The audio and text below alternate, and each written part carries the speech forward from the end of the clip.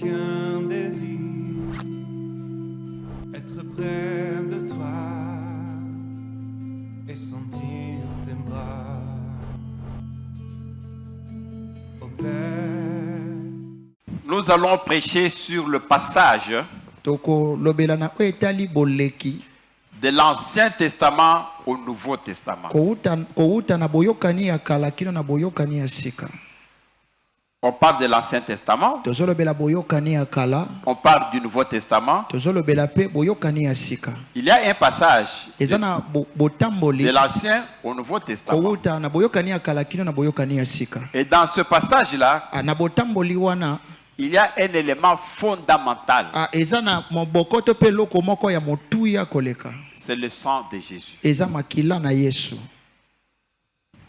Du passage de l'Ancien au Nouveau Testament,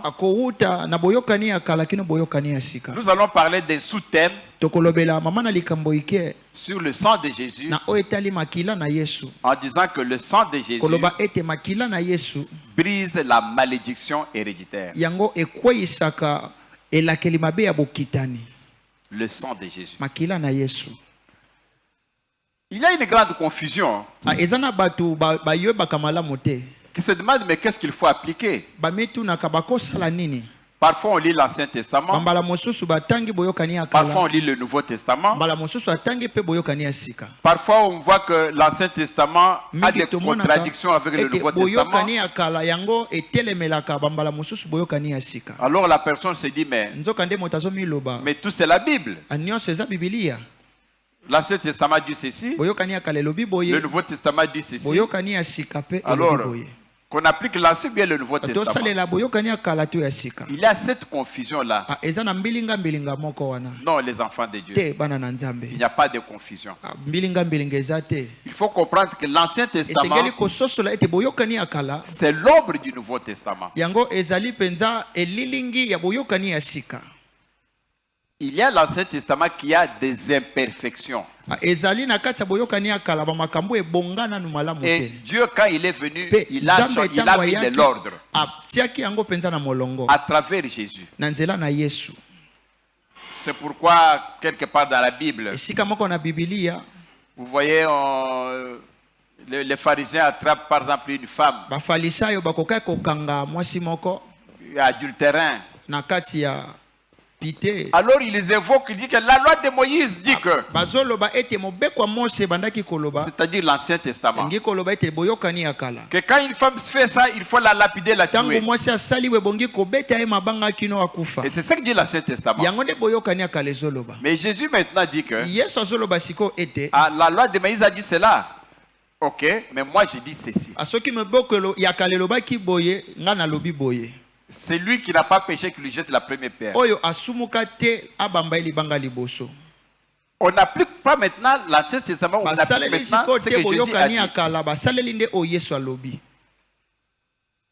Dans l'Ancien Testament, quand quelqu'un a péché, pour se répartir des péchés,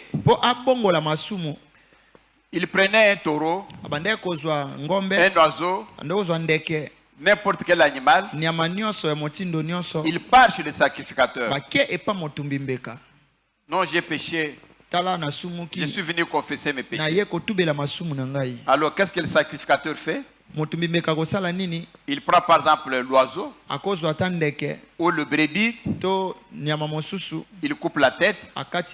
Mais avant de couper la tête, il met la main sur celui qui a péché. Il transfère le péché sur l'animal. Il dit, monsieur Justin, tu as péché. Tu as dit que tu as volé. Tu as dit que tu as tué. Alors je transfère ce péché-là sur cet animal. Amen. Amen. On dit cela, maintenant on prend l'animal, on le tue. Vous savez pourquoi? Parce que la parole de Dieu dit que le salaire du péché, c'est quoi? C'est la mort. Ce monsieur-là a péché. Il faut qu'il meure. Alors, pour qu'il ne meure pas, on transfère cette mort-là sur l'animal. C'est ainsi qu'il met la main sur le péché qui a péché. Il transfère sur l'animal. Maintenant, on prend l'animal, on le tue. Donc, c'est l'animal qui est mort à la place de l'homme. C'est ce qui se faisait dans l'Ancien Testament.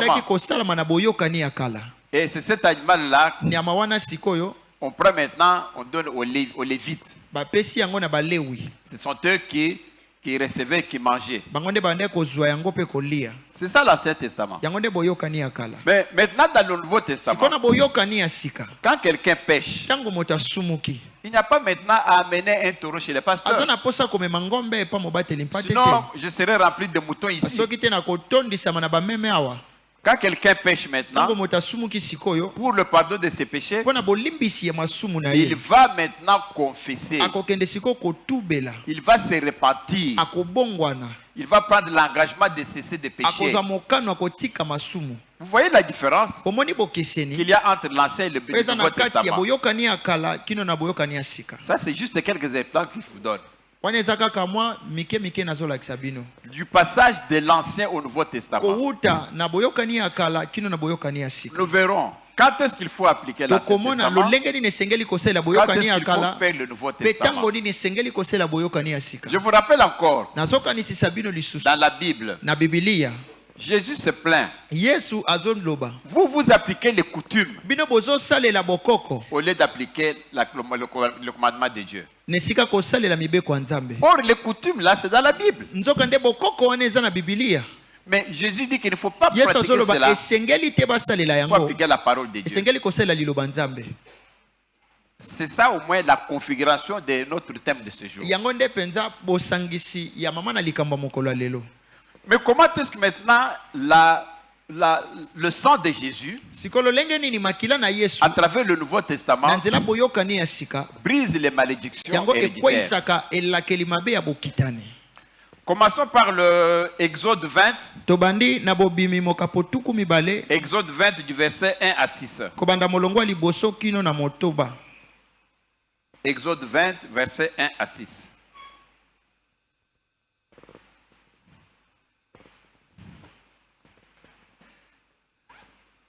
La Bible dit ceci. Alors Dieu prononça toutes ces paroles et disant,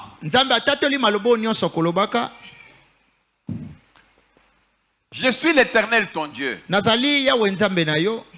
qui t'ai fait sortir du pays d'Égypte, de la maison de servitude. Tu n'auras pas d'autre Dieu devant ma face.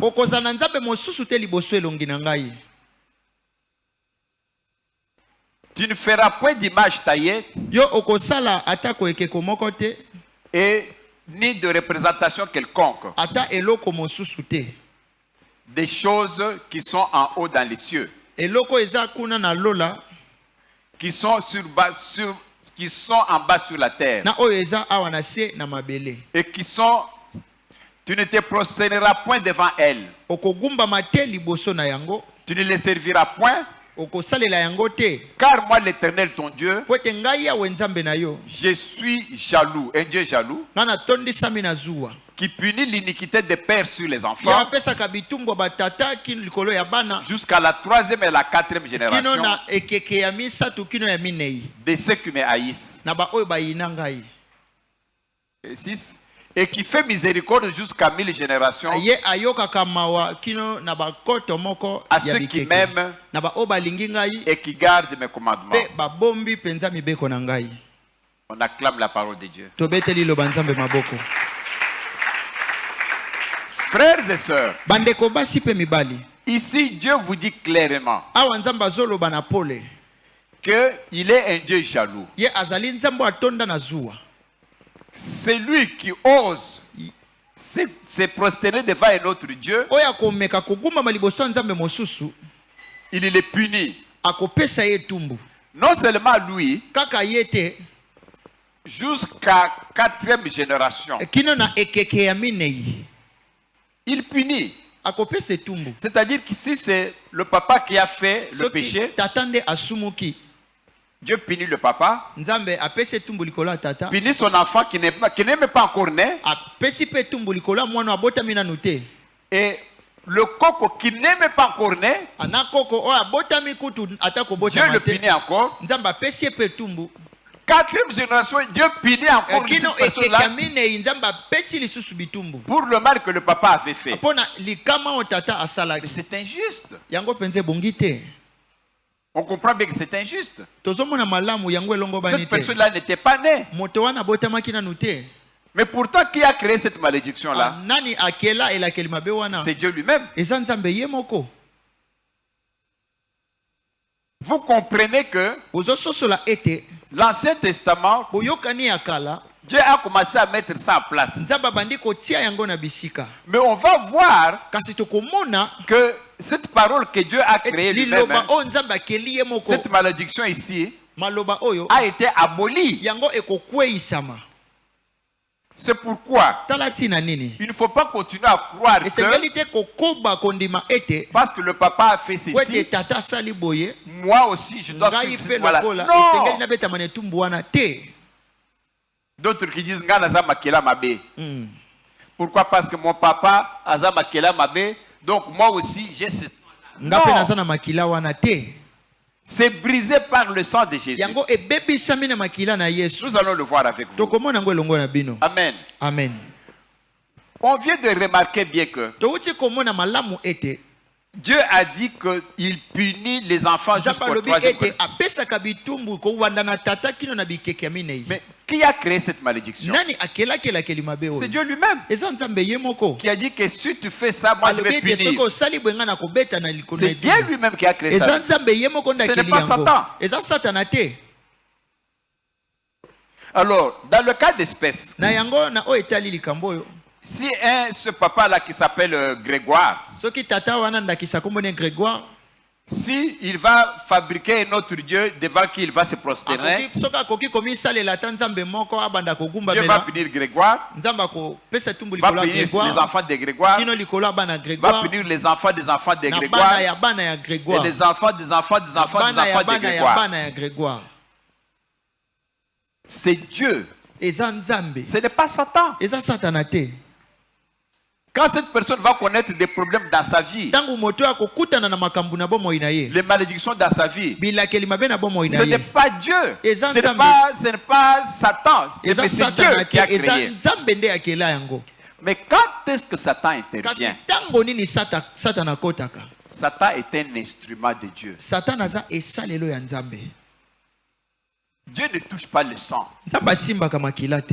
Quand Dieu veut te punir, il t'envoie chez Satan. Et Satan va faire ton affaire. Je vous disais que quand quelqu'un est avec Dieu, il a un parapluie. Donc, la personne qui est avec Dieu, il a la main de Dieu sur lui. Et c'est un parapluie que Dieu le protège. Mais si cette personne-là commet un péché, parce que Dieu ne vit pas avec les pécheurs, Dieu va quitter cette personne. Le parapluie, la protection, va quitter la personne. La personne maintenant reste sans protection. Comme l'ennemi rôde autour pour chercher qui dévorer, il va voir que cette personne n'a pas de parapluie. Et là maintenant Satan arrive, te fait du tort maintenant. Vous comprenez que si Dieu veut te punir, il enlève la parapluie, c'est-à-dire il te livre à Satan. Et Satan maintenant va faire son affaire. Si Satan te touche, ce n'est pas que Satan est fort. Non. Celui qui est fort, c'est Dieu. Toi, si tu n'as pas de Dieu, tu es faible devant Satan. Mais si tu es avec Dieu, Satan ne peut pas te toucher. Donc le problème, Ce n'est pas Satan. Le problème, c'est tes relations avec Dieu. Si tu es bien avec Dieu, si tu vis dans la sanctification, si tu ne vis pas dans les péchés, mais Satan ne peut rien te faire. Parce que le parapluie de Dieu est sur toi. Est-ce qu'on se comprend? C'est ça la réalité. Donc le problème, ce n'est pas Satan. Le problème, c'est toi, tes relations avec Dieu. Vous vous rappelez le cas de Job? Job était là, il vivait. Lorsque Satan l'a vu Job, il va dire à Dieu, mais tu le protèges, non? C'est-à-dire que Satan ne pouvait pas toucher Job. Parce que dès qu'il voulait arriver chez Job, il voit que Job est là, il veut le toucher, mais il y a une vitre là-bas. Il veut toucher, mais la vitre est là. Il ne peut rien faire. Et la vitre, c'est Dieu. C'est ce que Satan est parti. Non, mais tu le protèges, non? Hein? S'il n'y a pas cette vitre-là, si tu lui enlèves la richesse que tu lui as donnée, il va t'injurier. Dieu dit non, c'est pas vrai. Essaye. Dieu enlève la vitre. Donc Satan maintenant devient fort vis-à-vis de Job. Il ne pouvait pas toucher Job si Dieu n'avait pas levé la main. Là, Job n'avait pas commis un péché, mais c'était une épreuve. Rappelez-vous même encore, dans le jardin d'Éden, mais Satan était là. Le serpent était là. Adam et Ève étaient aussi là. Il jouait. Il vivait bien. Il n'avait pas de problème. Quand est-ce que le problème est venu? Lorsque Adam et Ève se sont déconnectés de Dieu. Lorsqu'ils ont péché. Lorsqu'ils n'ont pas respecté la loi de Dieu, ils ont mangé le fruit défendu. Alors, Dieu a enlevé la protection. C'est ainsi que la mort est entrée. Donc le problème n'est pas Satan. Le problème, ce sont vos relations avec Dieu. Si vous êtes tout droit avec Dieu, tu n'auras pas de problème. Le problème, c'est l'église. Il y a cette confusion-là. Il y a cette confusion. La confusion vient du fait que les gens croient que c'est Satan alors que c'est Dieu. Quand c'est Satan, les gens croient que c'est Dieu. Quand c'est Dieu, les gens croient que c'est Satan. Non, Satan n'a aucun pouvoir. Amen. Amen. Satan n'a aucun pouvoir. Satan est un instrument de Dieu. Véritable instrument de Dieu. Il n'a aucun pouvoir. Alors, frères et sœurs, Satan, dans sa manière d'agir,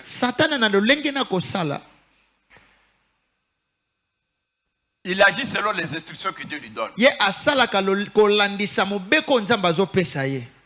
Vous vous rappelez lorsque on a envoyé l'ange de destruction pour tuer les premiers-nés en Égypte. Dieu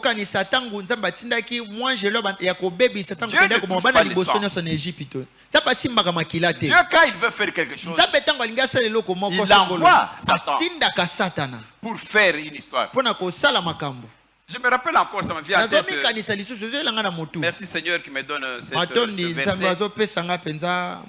À un certain moment, Dieu a voulu tuer le roi Akab.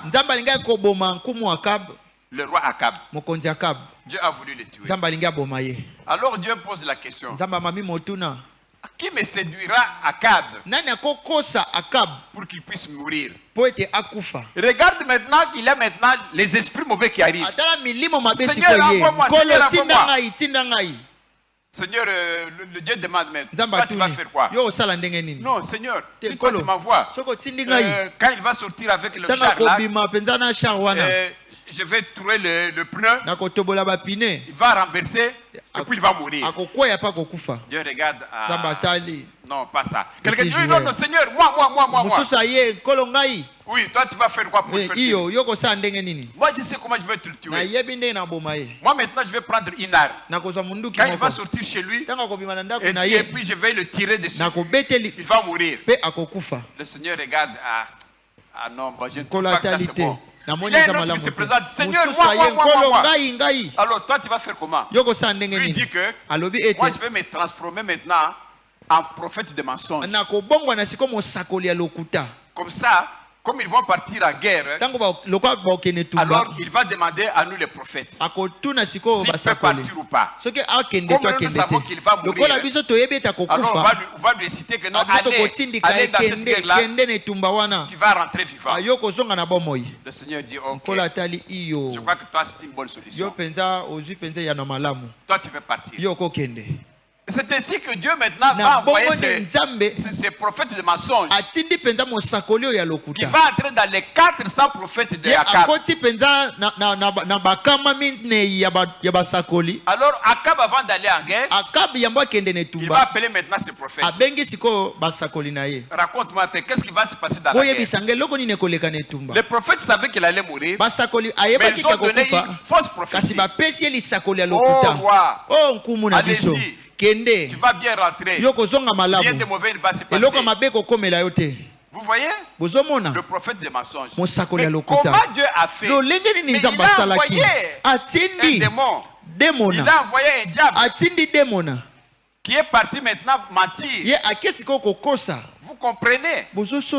Dieu n'agit quand il veut faire quelque chose. Il envoie Satan. Je peux prendre un petit exemple. La maman veut punir son enfant. Toi,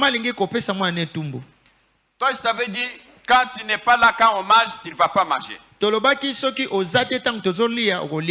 On a fait à manger. L'enfant n'était pas rentré. La maman donne instruction à la cuisine. Si Junior vient, tu ne lui donnes pas à manger. Tu as compris? Oui, maman. La domestique dit, il ne va pas donner. D'accord.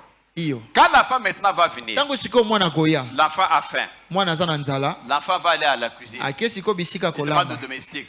Donne-moi le foufou, je mange. Est-ce que le domestique va donner le foufou? Non, parce qu'il a eu l'instruction de qui? De la maman. Donc le domestique va apparaître maintenant comme Satan, qui applique maintenant la décision qu'il a reçue. L'enfant là, il va beau supplier le domestique, le domestique ne va pas lui donner à manger. Ce n'est pas que le domestique ne veut pas lui donner à manger. C'est l'instruction qu'il a eue de la maman. Pour que l'enfant puisse avoir à manger, l'enfant doit retourner chez sa maman. Se réconcilier avec sa maman. Maman maintenant va lui donner à manger à travers le domestique. C'est la même chose. Quand toi tu commets un péché, Dieu enlève le parapluie.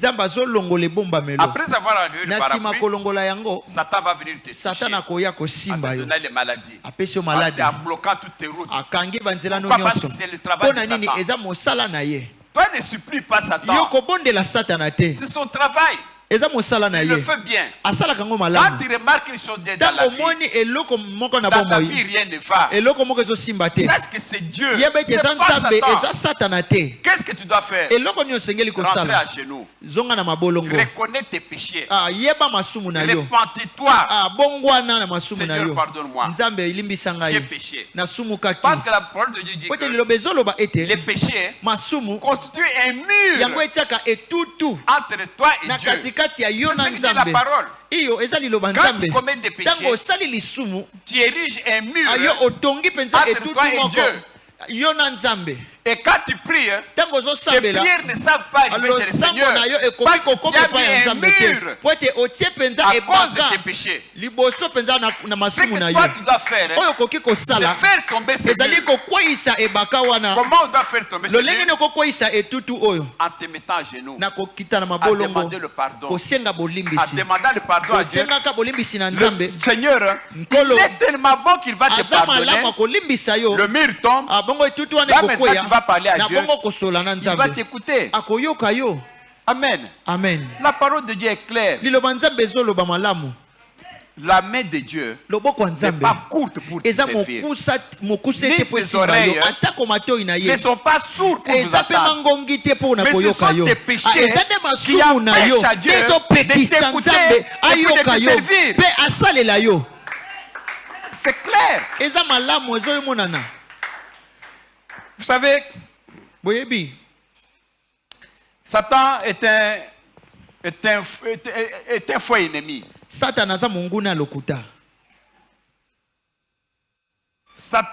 n'a aucun pouvoir si ce n'est pas celui que Dieu lui donne.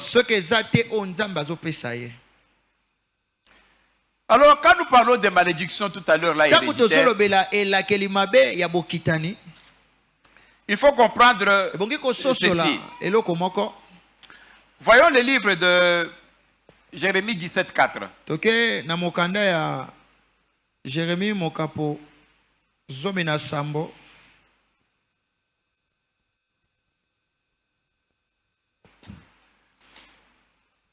La parole de Dieu dit ceci. Tu perdras par ta faute l'héritage que je t'avais donné. Je t'asservirai à ton ennemi dans un pays que tu ne connais pas. Car vous avez allumé le feu de ma colère et il brûlera toujours. Amen. Amen. Écoutez bien cette parole. Dieu vous parle ici. Le Seigneur vous dit ceci. Tu perdras par ta faute l'héritage que je t'avais donné. Donc, tout commence par dire que Dieu t'a donné un héritage. Un héritage, c'est quoi? C'est quelque chose de gratuit. Quand un enfant hérite quelque chose de ses parents, il va payer quoi? C'est gratuit. Le papa lui donne. C'est ça un héritage. Dieu dit que tu perdras par ta faute l'héritage que je t'avais donné. Quand quelqu'un vient au monde, il vient avec une mission. Il vient avec une mallette. On dit toi, Crispin. Voilà. Tu vas naître dans le ventre de maman telle. Et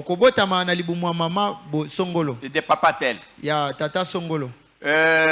40 ans, tu seras premier ministre. Et tu auras une maison en Allemagne. Tu auras 4 enfants. Tu auras ceci, tu auras cela. Tu as ça depuis la naissance. Maintenant, tu es tenté de faire le parcours pour qu'à 40 ans, tu deviennes ce que Dieu avait promis pour toi. Mais toi, à 25 ans, tu es une fille bien un garçon, un beau garçon, aimé partout, une jolie fille, tout le monde court derrière toi. Au lieu de rester dans la sanctification, tu commences à courir derrière de par-ci par-là, qui attrape le sida. Et quand tu as le sida, dans le temps, c'est peut-être dans 2 ans tu meurs. Mais ce monsieur ici a eu le sida à 25 ans. À 27 ans, il va mourir. C'est ici que Dieu lui dit que tu perdras par ta faute l'héritage que je t'avais donné. Tu ne seras jamais premier ministre. Pourquoi? Parce que c'est par ta faute. Pourquoi tu n'as pas vécu dans la sanctification? Pourquoi? Donc, si vous perdez quelque chose, sachez que c'est par votre faute. C'est par ta propre faute que tu vas perdre l'héritage que je t'avais donné. Dieu t'a donné. Pourquoi tu n'as pas bien gardé? Et la parole continue. Je t'asservirai à ton ennemi. Tu vois ce que Dieu dit ici? C'est ce que je vous ai répété tout à l'heure. Dieu ne touche pas le sang. Dieu punit à travers Satan. C'est ce que Dieu dit ici. Ton ennemi c'est quoi? C'est Satan, non? Dieu dit que je vais te donner à ton ennemi. Dans un pays que tu ne connais pas. Dieu te prend. Et parce que tu m'as fait des bêtises, parce que tu as fait des péchés, allez, je te donne au Satan. C'est comme ça que les Israéliens, ça c'est Dieu l'a dit à propos des Israéliens, qui ont commencé à avoir d'autres dieux. Ils ont été exportés à Babylone, dans un pays qu'ils ne connaissent pas. Ils ont souffert là-bas. C'est Dieu qui les a envoyés. Je t'asservirai à ton ennemi dans un pays que tu ne connais pas. Car vous avez allumé le feu de ma colère. Parce que vous avez péché. Dieu a dit qu'il est Dieu jaloux. Même pas Dieu, même un homme simple comme ça. Un homme qui a sa femme. Est-ce qu'il va comprendre, va accepter que sa femme puisse courir avec un autre homme? Non. Même la femme qui a son mari, la femme peut accepter que son mari sort avec une autre femme. Les jaloux ne peuvent pas accepter. Même Dieu aussi. Il a dit que moi je suis jaloux. Dieu aime que tu t'agenouilles. Oh Seigneur, je t'aime. Seigneur, sois loué. Mais Dieu ne peut pas accepter que tu t'agenouilles, tu dis oh soleil, soleil brille bien, oh Bouddha, oh je t'aime Bouddha. Il est un Dieu jaloux. Et c'est ce que les Israéliens ont fait. Ils ont fabriqué même un veau d'or. Ils vont maintenant s'agenouiller devant le veau d'or. Oh, toi, veau, tu es notre Dieu. Un veau qui ne parle même pas. Et Dieu est fâché. Dieu a dit que vous avez allumé le feu de ma colère. Et alors Dieu les a envoyés pour les punir. Il les livre à Satan. C'est-à-dire il enlève le parapluie. Alors Satan te prend. Et quand Satan te prend, il te fait souffrir. C'est ça que vous devez savoir. Dieu, il vous aime. Beaucoup même plus. Mais tout ce qu'il veut, que vous puissiez vivre dans la sanctification. Vous quittez la sanctification. Alors là, vous commettez des péchés. Dieu ne peut pas vivre avec un pécheur. Dieu, il est saint. Il est très saint. Qu'est-ce qui va se passer? Dieu va lever le parapluie. Et par après, qu'est-ce qui se passe? Satan va passer par là. Il va te faire les micater. C'est ça que vous devez comprendre. Amen. Amen. Alors, dans le livre d'Ézéchiel, Ézéchiel 31, Ezekiel mokapotuku misato na moko molongwa motoba kino na zomi na mibale. Ézéchiel 31 10 à 12. Ah voilà, Ézéchiel 31. C'est pourquoi ainsi parle le Seigneur, l'Éternel.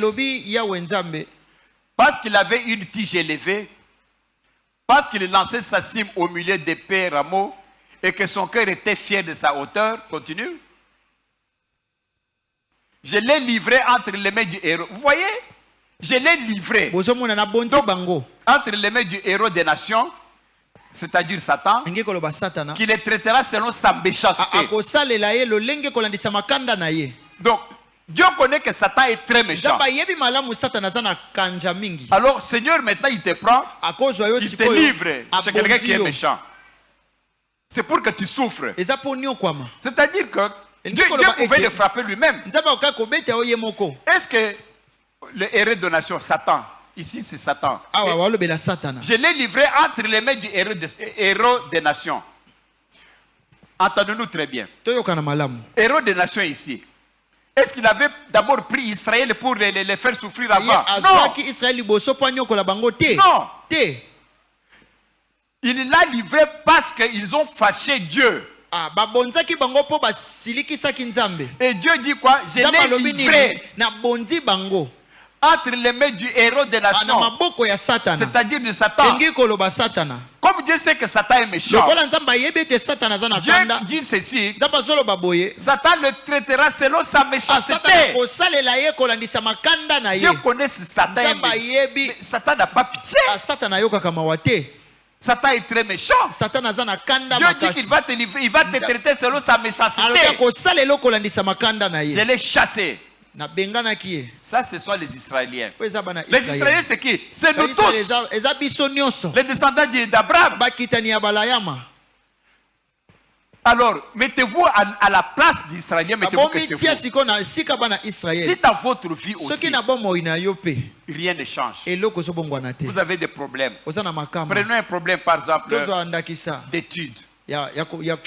Tu étudies, tu fais le diplôme d'état, tu échoues. Tu reprends, tu échoues. La troisième fois, tu échoues. Ça, c'est un fait.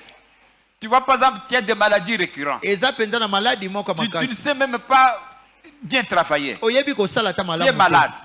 Malade tout le temps, tout l'argent est terminé. C'est un problème.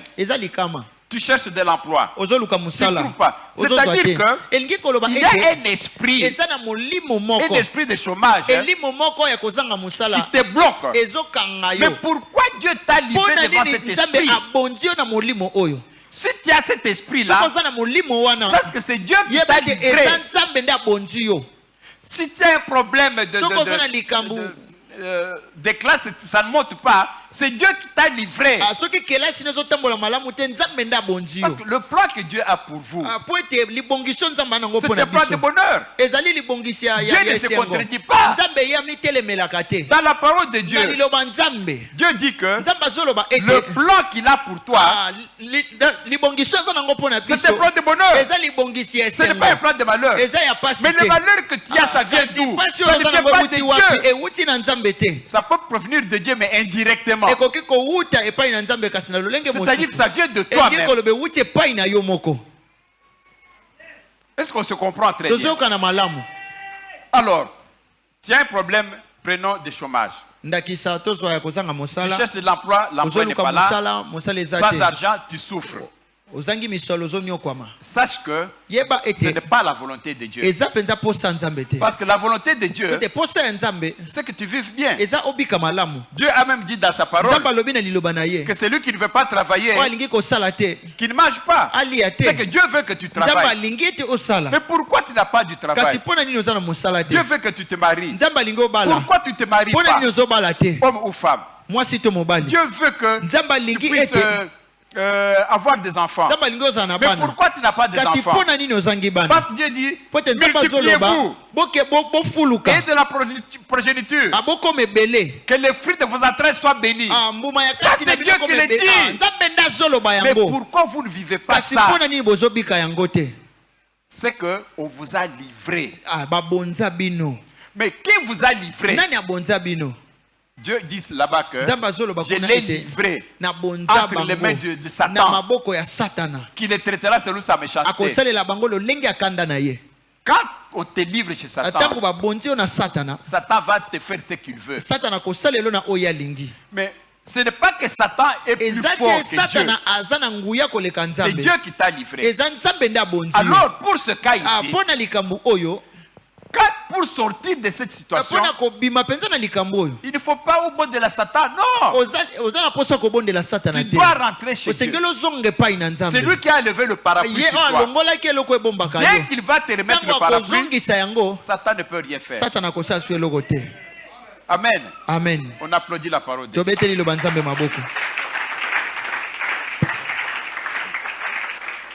Et le verset 12, allons-y, verset 12.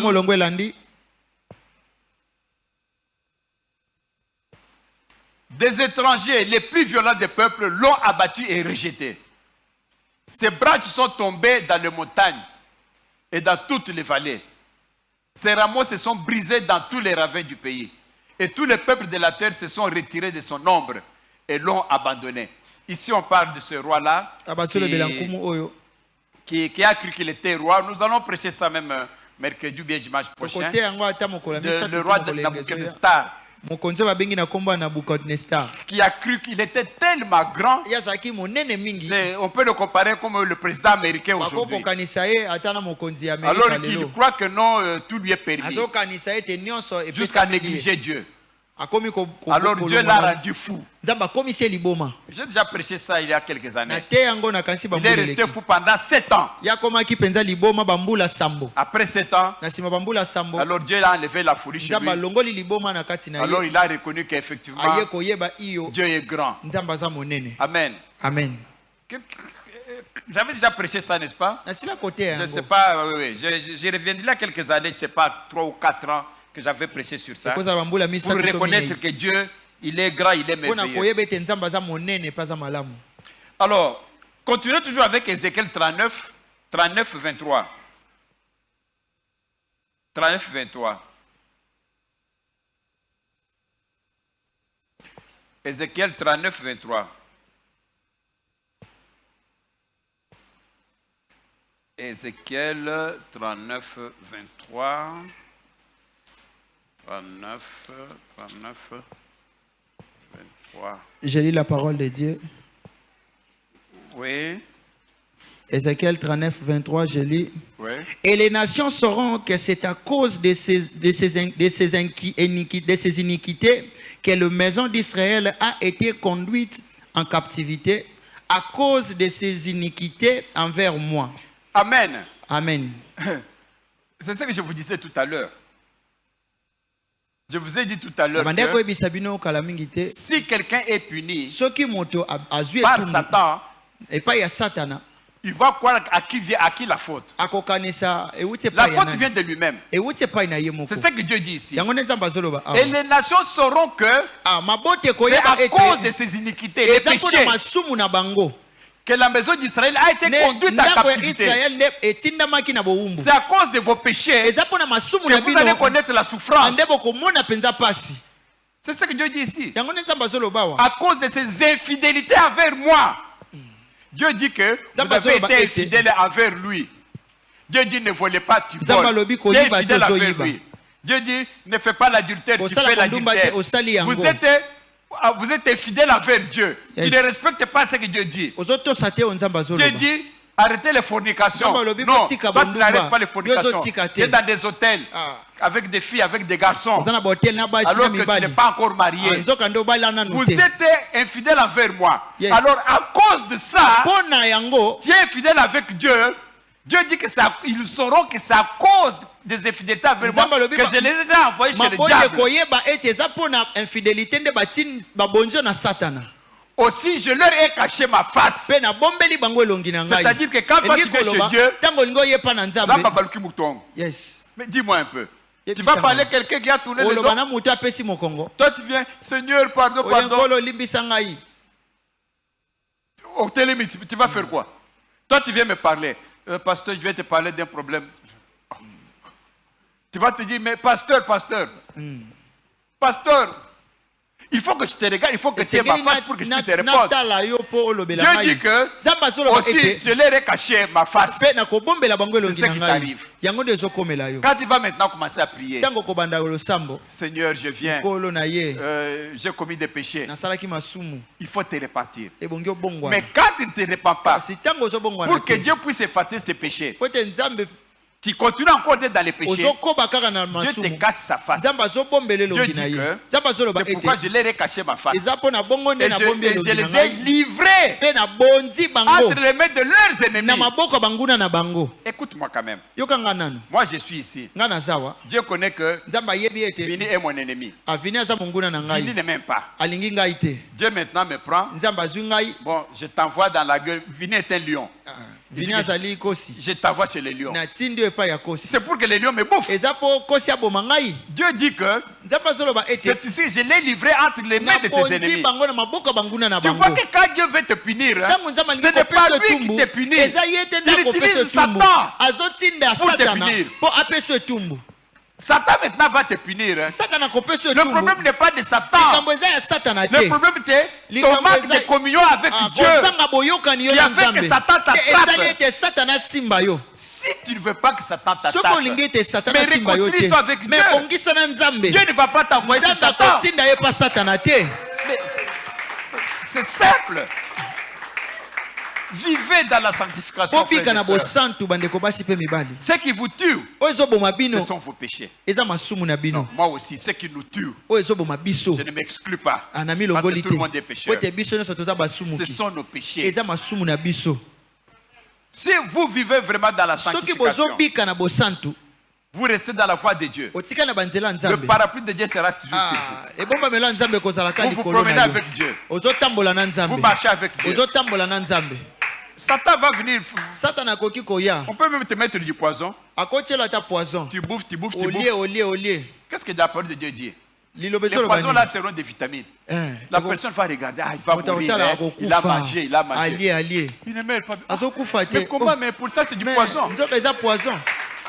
Tu es avec Dieu. Dieu a dit que tu prendras même des breuvages mortels.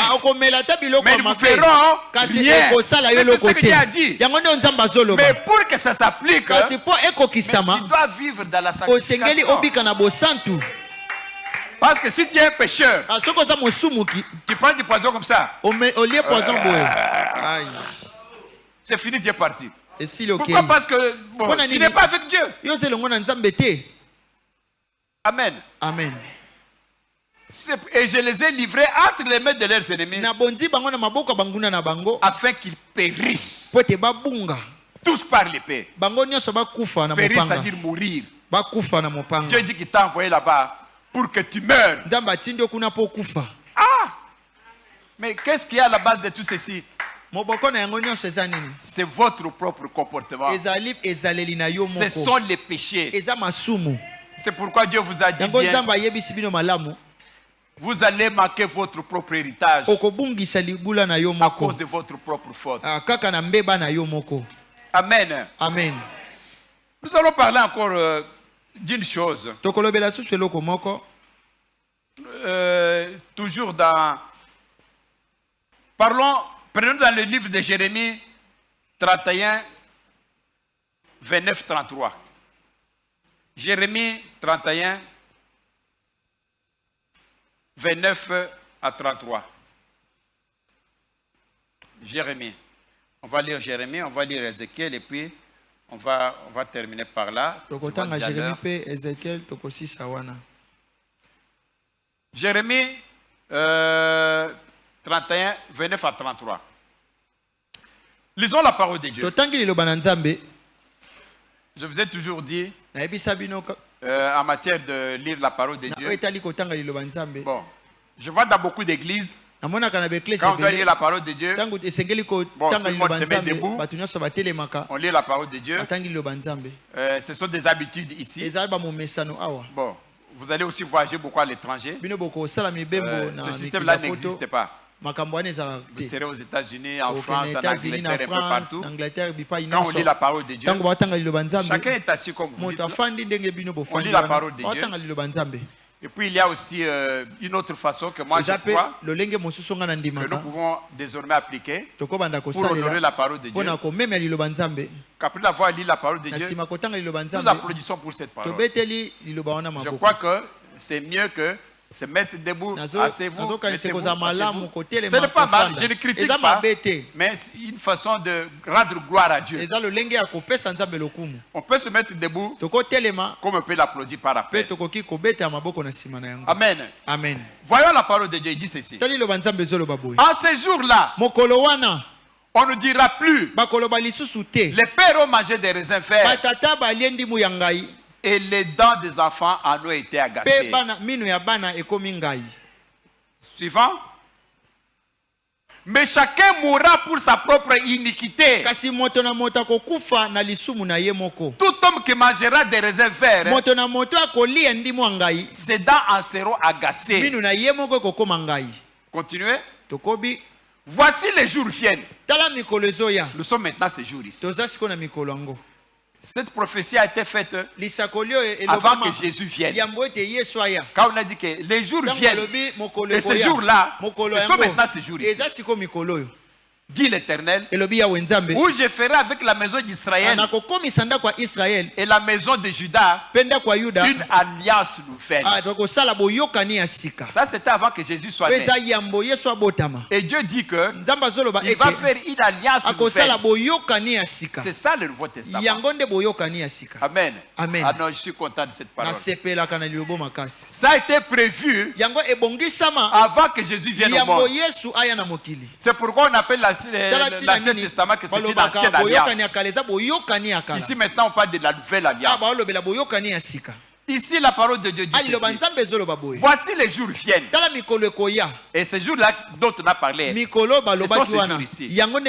Dit l'Éternel, où je ferai avec vous, les enfants d'Israël, une alliance nouvelle. Et cette alliance-là, c'est avec Jésus. Quand on dit que c'est une alliance nouvelle, c'est que ça détruit l'ancienne alliance.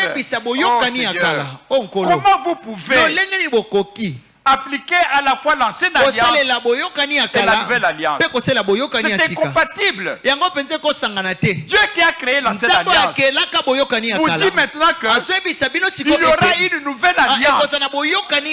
Mais quand quelque chose est nouveau, ça détruit ce qui était ancien. Prenons un exemple. Maintenant nous sommes avec le président Félix. S'il finit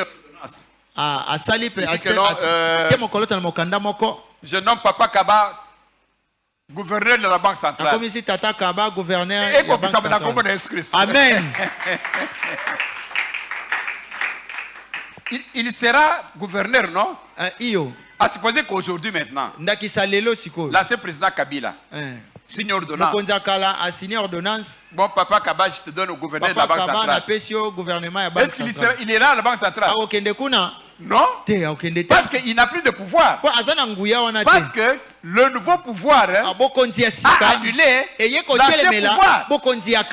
Avant, c'est Kabila qui avait le pouvoir. Il pouvait signer ça de la valeur. Maintenant, c'est Félix qui a le pouvoir. Quand il signe cela de la valeur,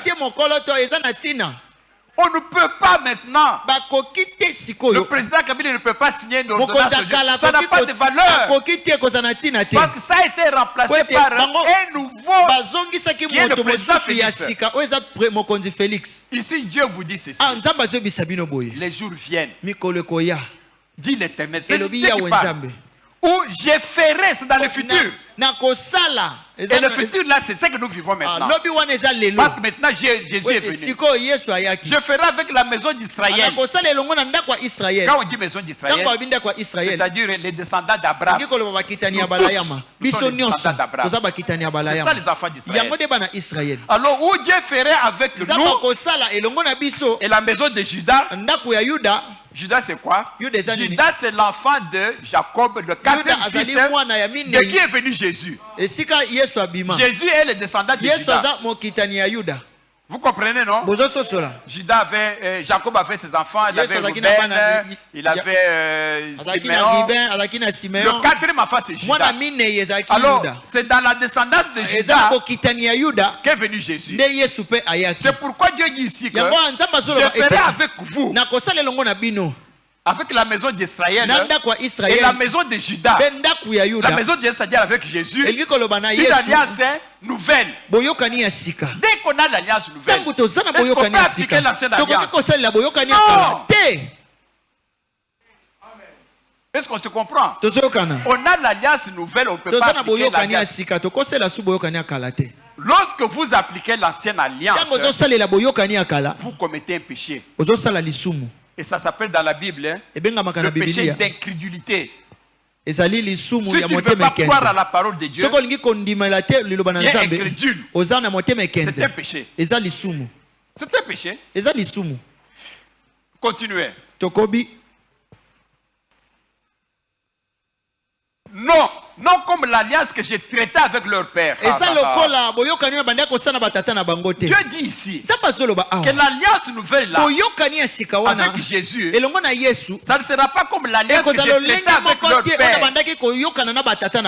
Ou que lorsque quelqu'un a commis un péché, il amène le brebis. On amène le brebis, on coupe la tête, on met la main sur le pécheur, on transfère sur l'animal. On dit que les péchés sont transférés.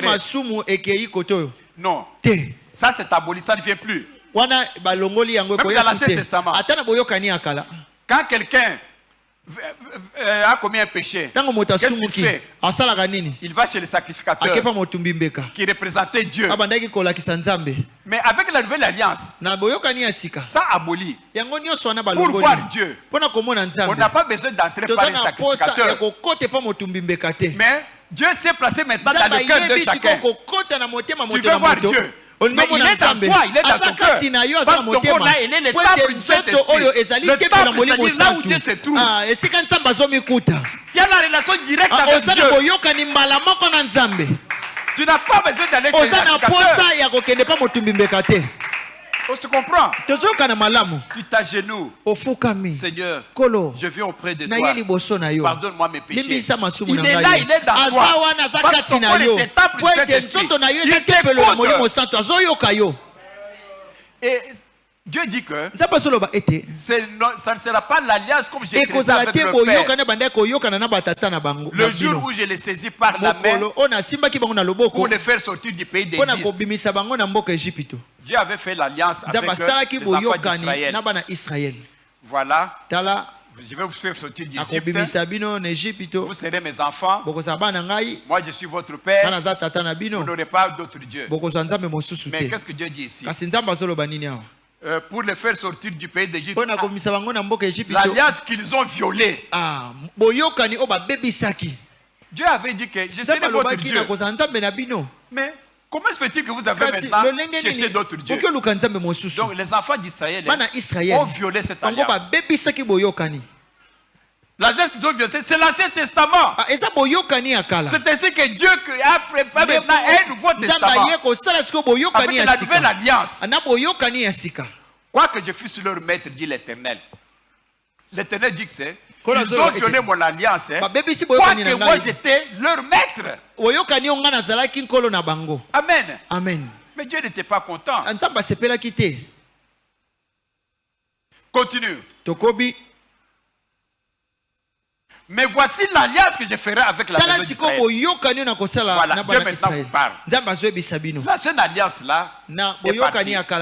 Voici maintenant la nouvelle alliance.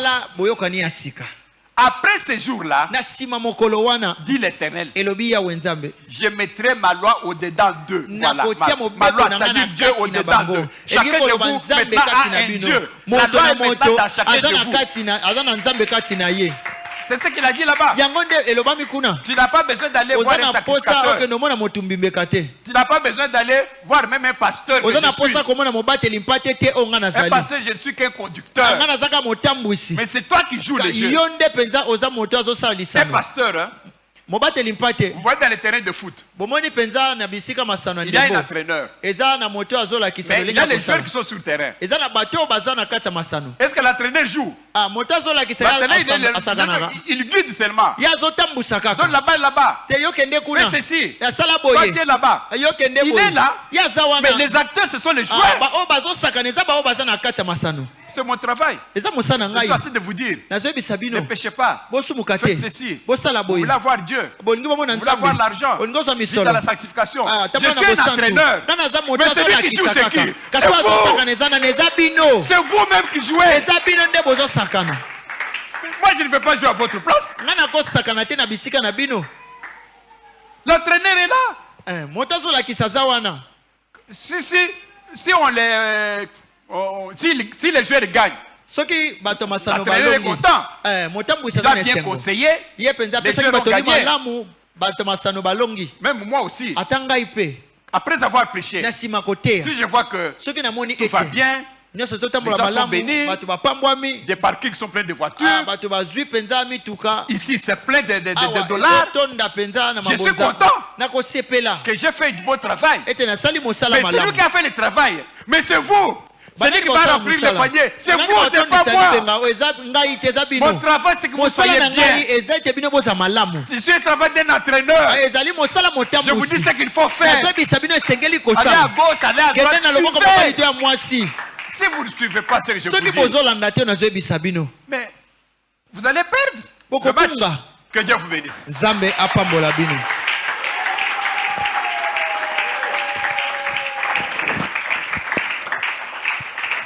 Nous allons prier. Nous allons prier. Nous allons prier.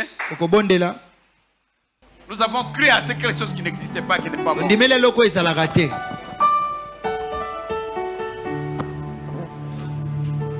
Seigneur, pardonne.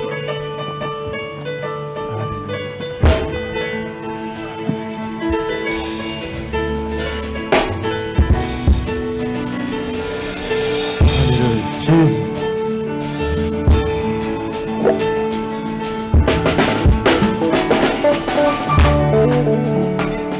Kono Yesu, yo mwana na Nzambe.